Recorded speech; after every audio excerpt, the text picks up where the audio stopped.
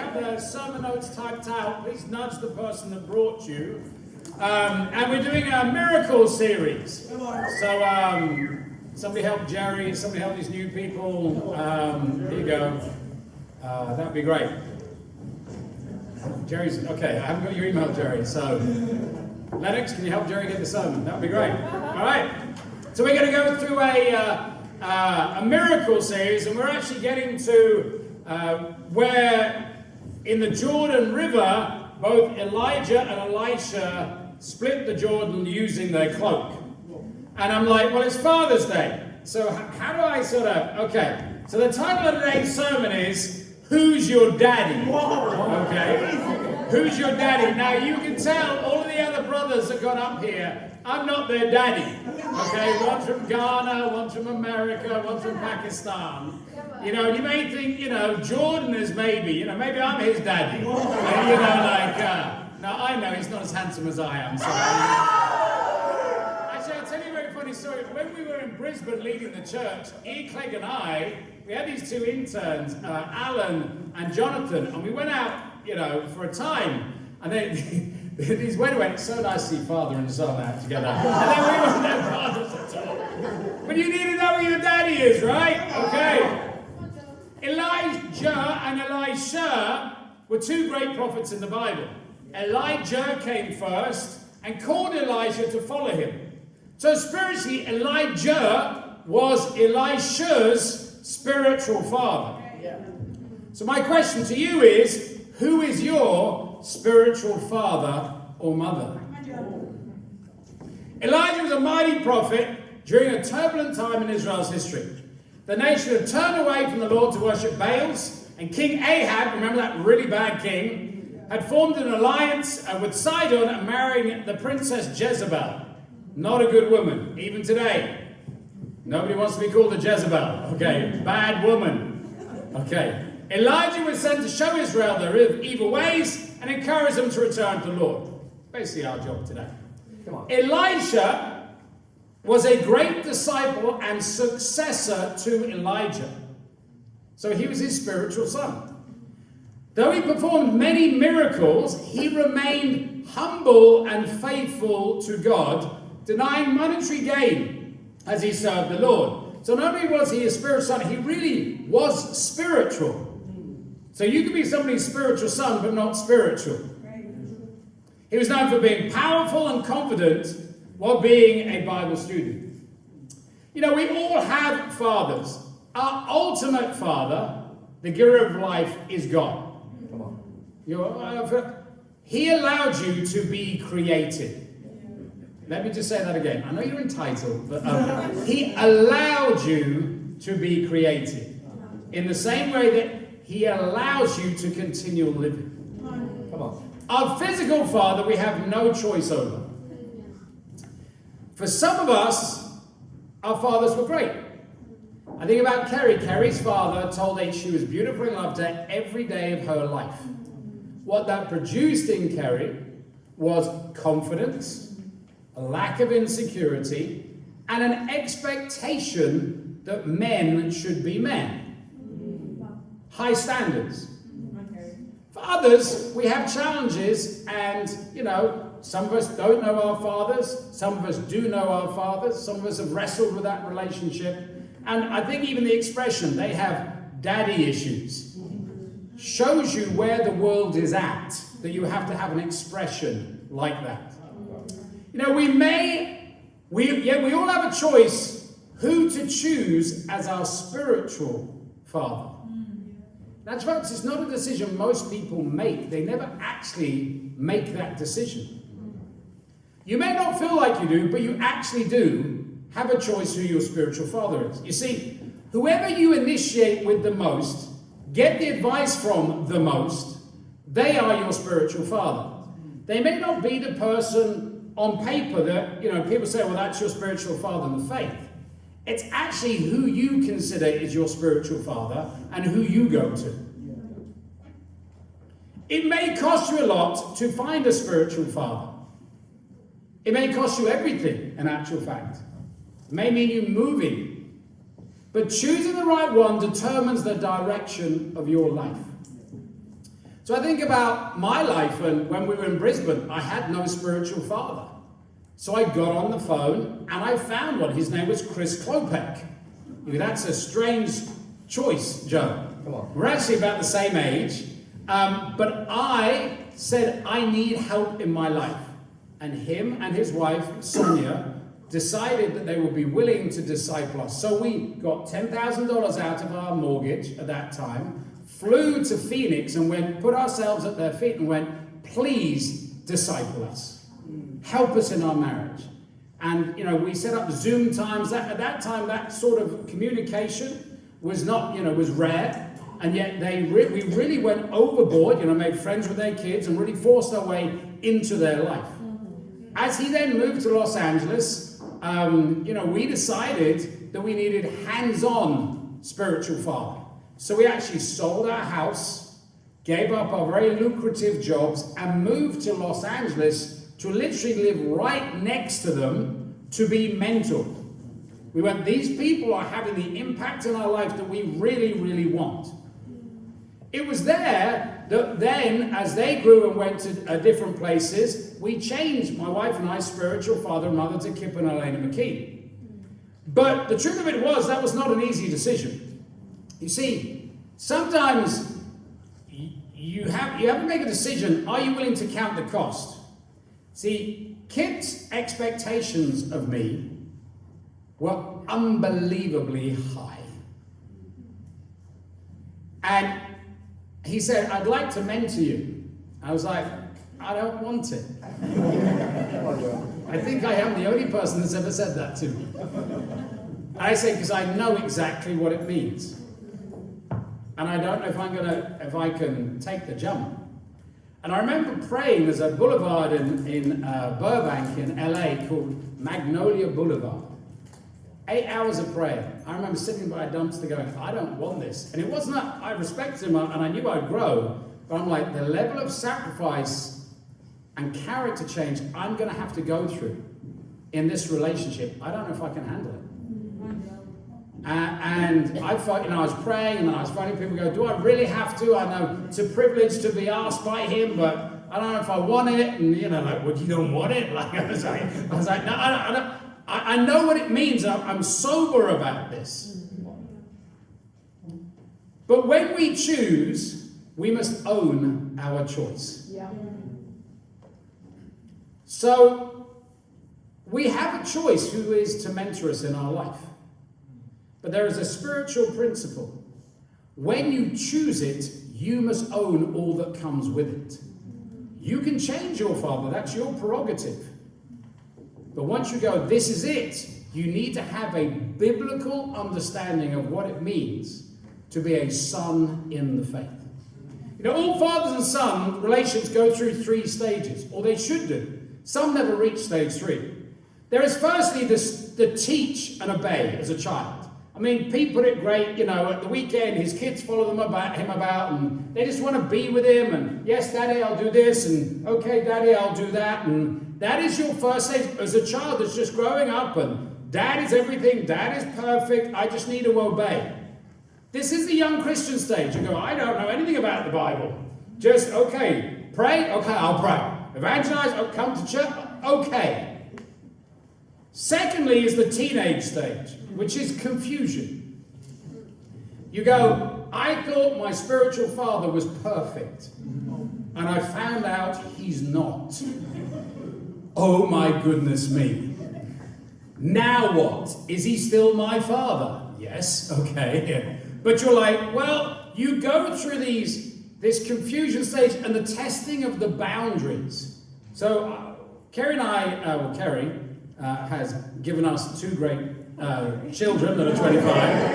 I watched, okay, held a hand and went, hey, Lord, okay. Marry the right woman, that's what I'll say, okay. Do you know that as they grow up, they test the boundaries? Well, Dad, and think there's a big sort of, it's hard as a spiritual father to go through, and it's hard for the child. I remember my son coming home one day and said, Dad, everybody at school said there's no Father Christmas. And I said there is, because my dad said there is, and he never lies. And here's my son standing up in front of 80 kids going, there is a Father Christmas. Say? Santa in Australia. Okay. And then there's a moment where, oh my goodness me, there's no Santa. That means Dad tells lies. That's it. Oh my God. Okay. But you have to get through that. And then you get to the third stage, which is maturing. And out of gratitude, you honor your father or mother in the faith. There's a maturing. It goes from obeying to honoring. Consider the 3 stages with your father. Your physical father. You know, obedience, teenage stage. Are you at the stage to honor? I appreciate what Pete said. Yes, you need to honor your family today. What about your God? Are you at obeying stage, or are you in the teenage stage? You're that stage where I don't know if I like God, I don't appreciate him, I think he's wrong, and truth be told, I know he exists, but I don't like the way he does things. That's called the Judas syndrome. Where God who is perfect is right in front of you, but you don't like what you see. So you betray him, and you leave God. And then there's the mature stage, which is, I just be privileged I was chosen to be a Christian. Oh my goodness me, like that. I mean, I don't understand God, everything, but I never will understand it. I'm just grateful that I am saved. And that will do me. So you want me to help you, God? You want to? Okay. I'm just honored to be on the team. Consider your relationship with the person that's mentoring you right now. Are you like young Christian, obey? Or are you at this teenage stage where you just don't like being discipled? Or are you grateful to have somebody in your life that actually cares for you? It's funny when I study with people, and we do the study discipleship, we get to that verse John 13 where it's like, you know, you love one another. That's how people know. And they go, the church you go to, did they have this? Oh yes. I said, well, have you ever been sick this year? Yeah. Have they ever called you up when you missed? No. Did they visit your house? No. So do they truly love you? And it's a shock for them because they don't understand that that should be the standard. You know, the goal of this relationship is for the father to spur on their child to do even greater things than them. The miracle we see Elijah do here is the parting of the Jordan River, a feat only Moses and Joshua had done before them. This was a major feat. Elisha took his cloak off, and if you've ever done this as a kid in a shower, you know, you get your towel and you whip it around, do you know what I mean? And you whip it, this is what Elijah does. They go, 2 Kings 8, Elijah took his cloak, rolled it up, and struck the water with it. The water divided to the right and to the left, and 2 of them crossed over on dry ground. So he rolled it up, and just, whoa! Let's go. Let's go, absolutely, let's go. Guys, let's go through. Then Elijah did the same. Elisha did the same with Elijah's cloak. 2 Kings 2:13. Elisha then picked up Elijah's cloak. Good idea, okay. That had fallen from him and went back and stood on the bank of Jordan. He took the cloak that had fallen from Elijah and struck the water with it. Where now is the Lord, the God of Elijah? He asked. When he struck the water, it divided to the right and to the left, and he crossed over. You know, most people are only able to minimally imitate their spiritual father, let alone surpass them. Yet this is what Elisha did. He was part of twice as many miracles as Elijah. So he went on to do incredible things. My hope is always that my sons in the faith will be used by God far greater than I am. You know, you need to have that sort of spiritual ambition. I know my kids do. I mean, my son's obviously is a professional drummer. You know, I played the flute, sort of, okay. You know, and cello, and it was like grade 1, and I think grade 3 on the flute. He took that passion and went, hey, I'm going to be professional. My daughter, you think I was a good businessman. She's 25, she's earning money I could only dream of in my 50s. She's, you know, she got 88% on an exam. She's also studying nutrition. She was in tears that she didn't get over 95. That's her mark.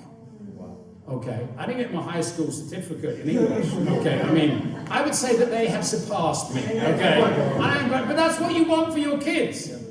You know, the miracles in Elijah's career, he was part of just 14. You know, he caused rain to cease, fire came from heaven on the altar. We've been studying those. And he was caught up at the end in a whirlwind up to heaven. Elisha was part of 28. There was the resurrection of the Shumanite son.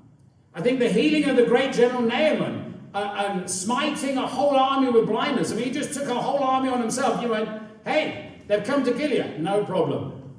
I'm going to blind you and you can't find me. Peek-a-boo. Okay. You know, then, even after he died, and all the flesh had come off his bones, all right, they put his bones in a cave, and then somebody dropped dead body on it, and that guy resurrected even though Elisha was dead.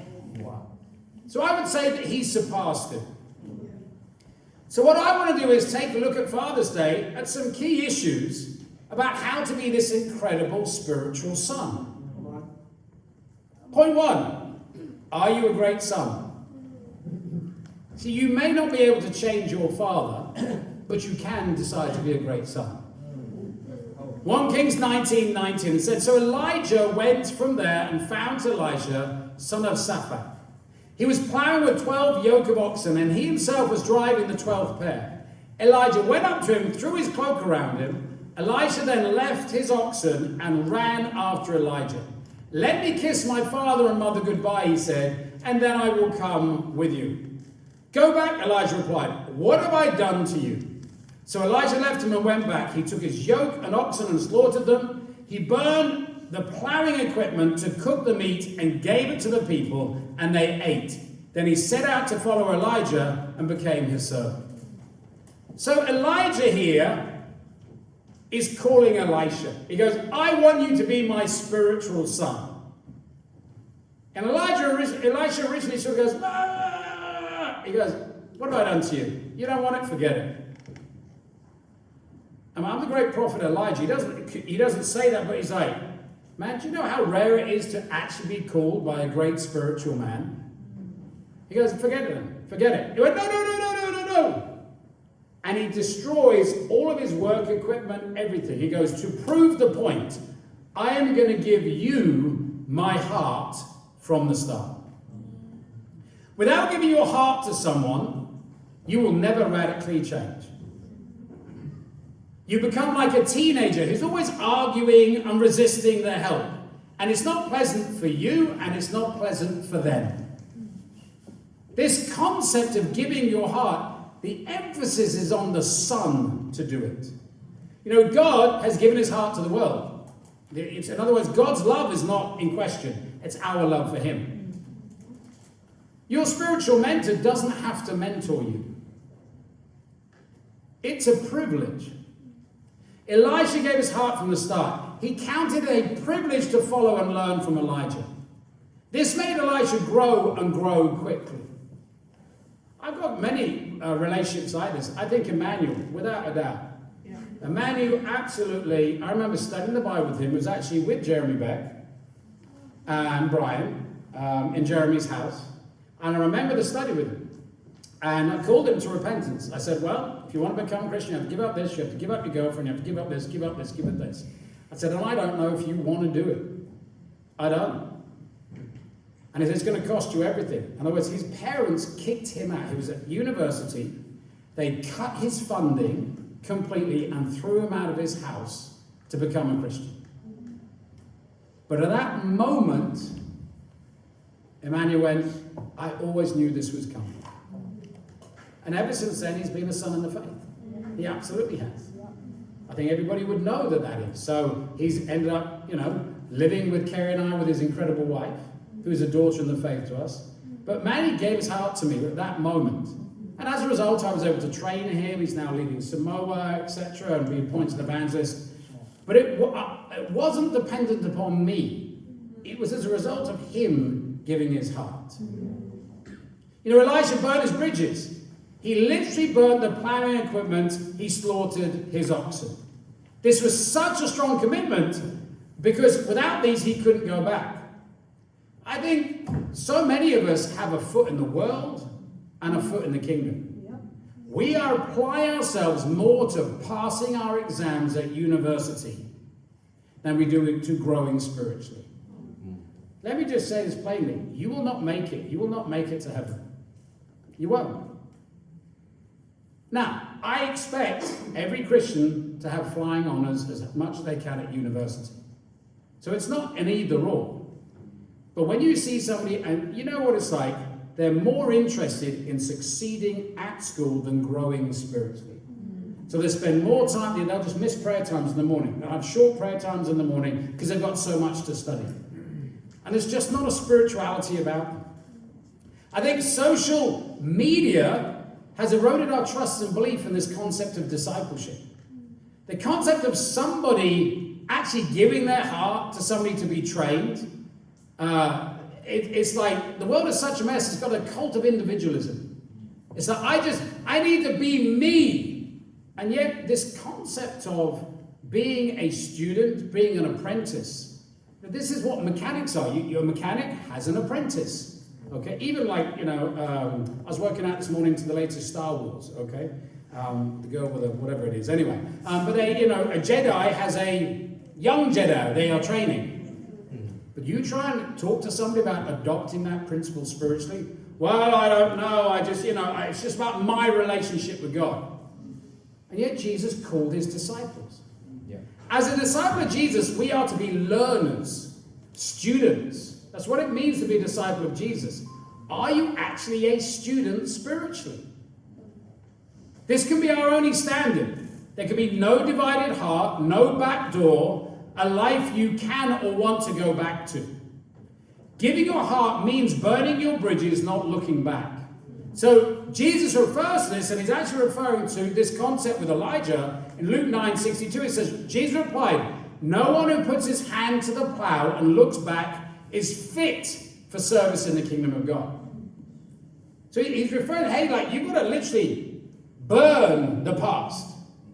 But I know looking around, some of you haven't. I can tell. I watched Who Wasn't Singing today.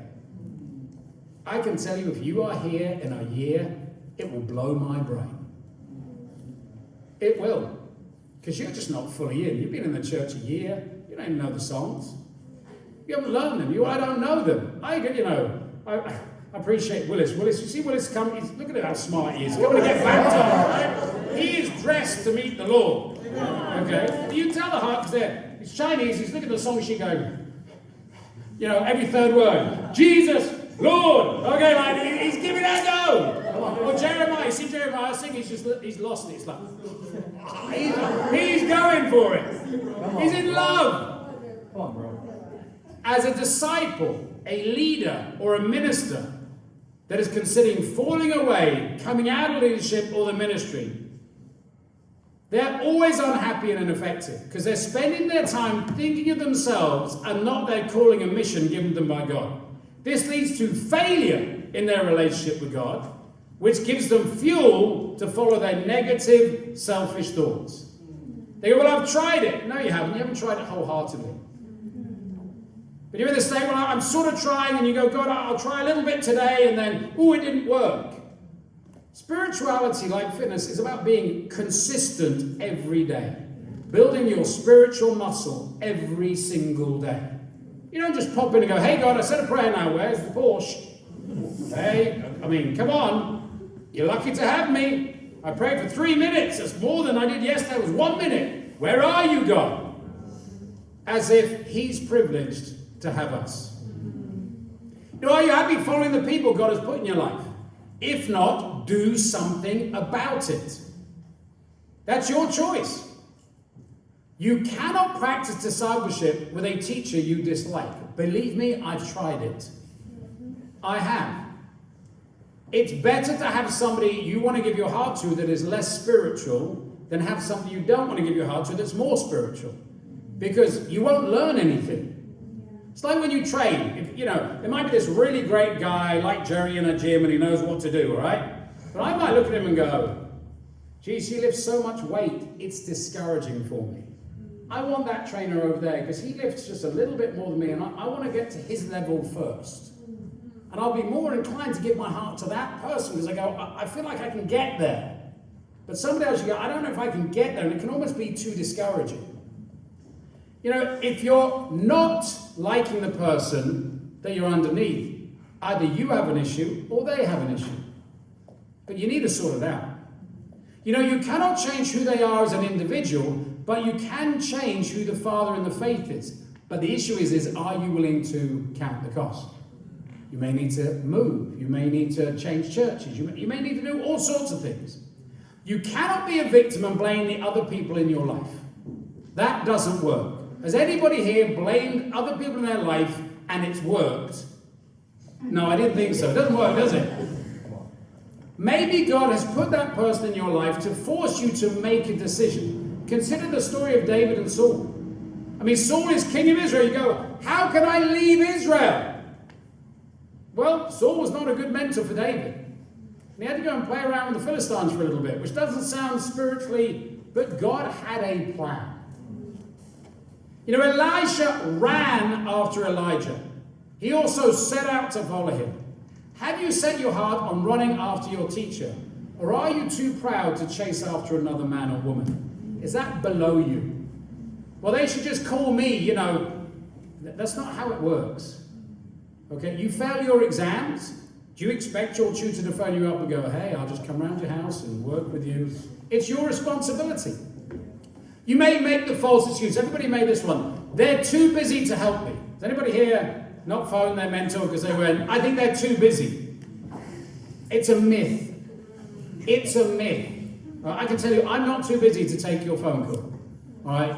Because we all have the same amount. We all watch a little bit of telly. We also make cups of tea. And we also do this and all do that. No one is too busy. You just think they are. You know, what would God define as learning? It's a keenness to get with our leader, a keenness to be mentored. You know, are you keener than your teacher? We said to the Bible people, we often get to this point where I want you to become a Christian more than you want to become a Christian. That's not good. Is that how your mentor feels? I feel like I want you to change more than you do. Do you make it easy for your teacher to teach, or do they have to work at it really hard? Is the relationship based on your terms or their terms? It's not uncommon for teachers to put the most time into the students who show the greatest desire to learn. Definitely, I'm looking for people that my time is short. So if I get with somebody several times and they just don't take the input, I go, there's no point in me doing it. So I started a cyber ministry to try and help some overviewing things. And we had the first one last week and one yesterday. And there's some things that people, well, I haven't done what you asked. Again, well then, forget it. I'm only interested in people who will do what I say. I'm not wasting my time. I don't give you direction and give you half an hour mentoring, do this, come next week, and you haven't done it. I'm not interested. So either change. So we looked at 2 Timothy 3 about teach and then rebuke. This is your rebuke. But I can tell you, if you go into a job and you go into a meeting at work and your manager gives you something to do a week and you have a meeting the next week and you haven't done it, you will get fired. Yeah. Let me just say that again. You will get fired. So how should it be any different spiritually? If you want great wisdom and success, be a great student. Show them you value their time and input by taking it and obeying it immediately. When you get with your teacher, ask lots of well-prepared questions. Are you in learning mode? You should, honestly, being a student is, I want to do this better, I want to do this better. You know what Pete said? It's amazing in the kingdom. Lennox and Kira are amazing parents. Yeah. Amazing parents. But if you get with them and go, kids are nice. Go home and say, yeah, it was nice, their kids were nice, and you miss the opportunity. Yeah. Have you been observing people's lives? We need to be consumed with being super effective. John Cossey leads our church in Chicago and is one of our best leaders in the movement. And he discipled me in 1995 in London. In January, he started discipling me. And he never initiated with me. And I was really wounded. I don't get any mentoring time with you at all. And after about 4 months, I got a really bad attitude, and I got with him and I went, we never have detail. He said, well, let me ask you this. I said, have you initiated with me? I went, no. I said, and when we're in meetings together, because we're in a lot of meetings, because we sit together on Wednesday and Sunday and at staff meeting, do you ever sit next to me and look at my notes? Do you ever watch what I'm doing? Do you ever write down how I interact with people? I go, no. He said, that's why I don't get with you. Because even if I do get with you, you're just not in learning mode. And then he changed my discipler. One of the best lessons I ever learned in my entire life. When we were in Mexico, we got with him for 3 hours, just at his feet going, okay, well, tell me what to do, Joe. But he allowed me to fail. Do you understand? He allowed me, the lesson of learning what it means to be a great student is more important than him getting with me and giving me all this information and me not listening. Point 2, expect to change and not stay the same. Hebrews 12:4 says, in your struggle against sin, you've not resisted to the point of shedding your blood. And have you completely forgotten this word of encouragement that addresses you as a father addresses his son? It says, my son, do not make light of the Lord's discipline, and do not lose heart when he rebukes you. Because the Lord disciplines the one he loves, and he chastens anyone he accepts as his son. Endure hardship as discipline. God is treating you as his children. For what children are not disciplined by their father? If you are not disciplined, and everyone undergoes discipline, then you are not legitimate, not true sons and daughters at all. Moreover, we have human fathers who discipline us, and we respect them for it. How much more should we submit to the fathers of spirits and live? They disciplined us for a little while as they thought best, but God disciplines us for our good, in order that we may share in his holiness. No discipline seems pleasant at the time, but painful. Later on, however, it produces harvest of righteousness and peace for those who've been trained by it. Right here is the real struggle, isn't it? I don't like being disciplined. Let me just tell you, you'll hate not being disciplined later in life a lot more.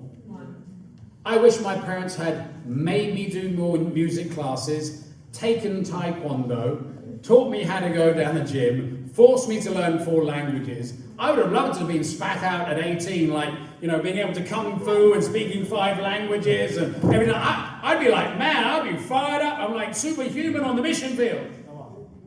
I wish they had disciplined me more, not less.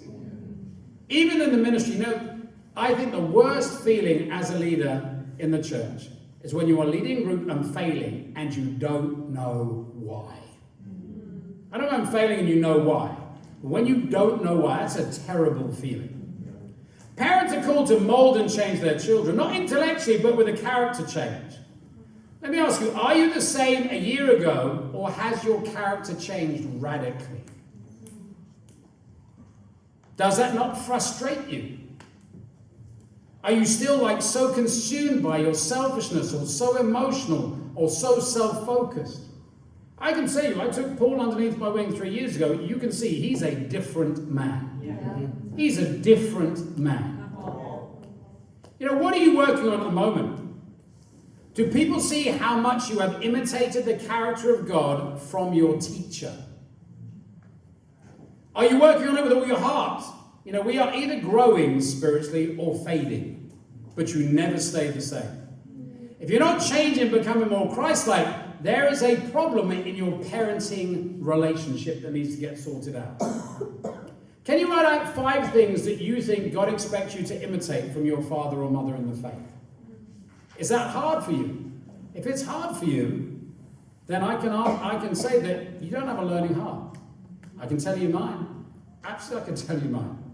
Elena wants me to be more flexible. So Joe, you need, because I'm quite, high strung. And she goes, you need to be more flexible, Joe. When you hear something, you need to... And so I have this thing when she speaks, I'm like, okay, flexible. Yeah, I know I can see her eyes go, okay, flexible like this. Kit wants me to be more deeply loving and encouraging, not so just hard lines. So you got that one nailed down. You don't need to work on that one. Do you understand? But he wants me to help more in other ministry. There's a list of things that I'm working on that he's given me that I know about. If it's hard for you, maybe you don't have a learning heart. Here's a challenge for this week. Ask your father or spiritual mother, what is the thing they want to help you change? I dare you. I've not been asked that question in a long time. Why don't we want to ask it? You know, when I went to Mexico, I said to Jessie Brower, who was in our ministry, and I said to her, okay, you're in John's ministry now. What does he do better than I do? Very revealing. He said, well, you do this, good, and this, but, you know, in John's ministry, people are more lifted up, and they feel more free on this, and everything. I said, not okay, still. I know. But you've got to ask the question. Do people easily recognize who your father in the faith is? I mean, I have a hard time, okay, you know, if I go, I don't know, Obed up here and go, this is my son. You go, adopted. Oh, you know what I'm saying? Okay. But spiritually, that shouldn't be the same. It shouldn't be the same. People should know. They should see your spiritual mentor in you. Absolutely, I believe people knew that Elijah was Elisha's mentor. We're all meant to imitate Christ. And one of the easiest ways to imitate Christ is to imitate Christ in somebody. You know, we're doing the cyber ministry, okay? And I'm trying to explain to them, okay, I think the photo would be, I was thinking, do I say, what photo would Jesus put here? And I go, Jesus didn't do the internet. So I said, okay, what picture would Michael Williamson in London put? Would it be better or as bad as ours? No, it'd be better. So sometimes you have to use a human example, does that make sense? To go there. 1 Corinthians 4:16, Paul had this idea, he said, therefore I urge you to imitate me. 1 Corinthians 11:1, follow my example as I follow the example of Christ. You know, we've got to actually develop spiritual ambition. I think this is one of the challenges for our culture. It's been great having Jeremy here, who has enormous ambition, okay? Spiritual ambition. I said Americans predominantly they have a lot of ambition. It's quite a culture, that's why it spits out so many leaders. But they have to transfer that ambition into spiritual ambition. However, I think sometimes in this side of the world, life is so good, we just lack ambition. People don't want to be leaders. You go up today, do you want to be a Bible talk leader? No. I just want to come to church. Just tell me what I need to do to avoid leadership. 2 Kings 2:9 says, when they had crossed, Elijah said to Elijah, tell me what I can do for you before I am taken from you. Let me inherit a double portion of your spirit, Elijah replied. You've asked a difficult thing, Elijah said, yet if you see me when I am taken from you, it will be yours, otherwise it will not. A lot of us hide our lack of ambition under selfishness and ungodliness. Let's just be honest. It is not a godly characteristic to not want to do great things for God. That's an ungodly thing. I don't want to be a Bible talk. I just want to know, bro, you need to be leading flats, you need to be doing this, you need to get married, you need to have kids, you need to have a job, etc. It's not Christ-like. I think Jesus said, hey, I've come to do just whatever God wants me to. He said, I'm going to do whatever pleases God. There was this ambition when Jesus was on earth. He goes, whatever God wants me to do. I love the passage. It goes, Jesus resolutely set out for Jerusalem. What he was saying is, he was fired up to be crucified. That's mind-blowing. We need to crucify our worldly dreams. We really do. This is one of the big things. We honestly, it's a worldly dream, and I've had them. It's really amazing. We honestly think it's going to bring us happiness. Going down the gym and looking buff is not going to help your marriage. Now, being unhealthy is not going to help it either.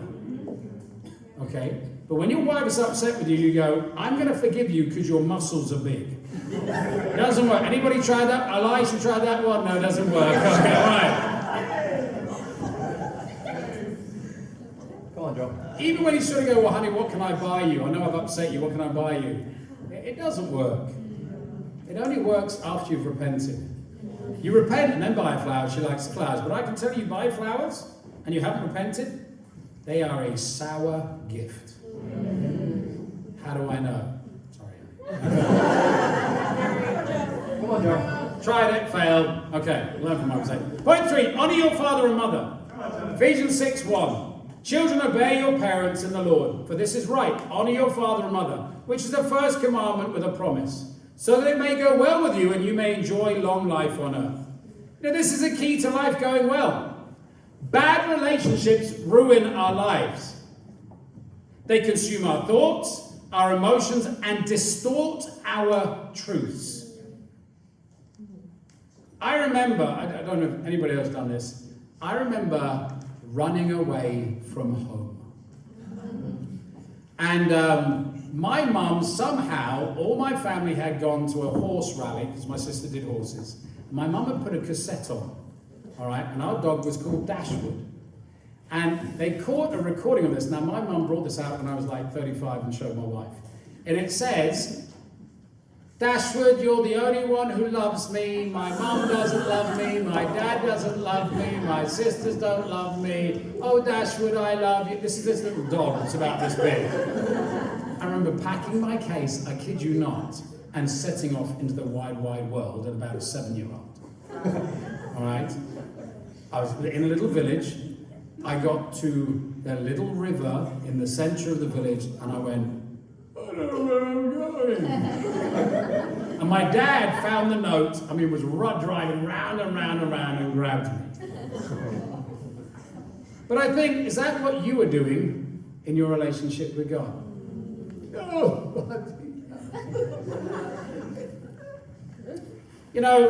We've got to have great relationships with our parents, with our God himself, and our spiritual parents.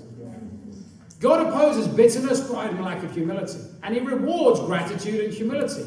The stage of honouring your parents. I don't think my parents are perfect by any means. But let me tell you, I grew up in a safe environment. They gave me a belief in God. They allowed me to have an education, although I wasn't very bright. Okay. They taught me to read books. And as a result, I stand here today as a Christian, which is the goal of my life. It's God's goal for my life. And the things that didn't go well, somehow they helped me mold into somebody that was willing to become a Christian. And often it's our parents' mistakes that drives us towards God. These are the two cornerstones of any great relationship: gratitude and humility.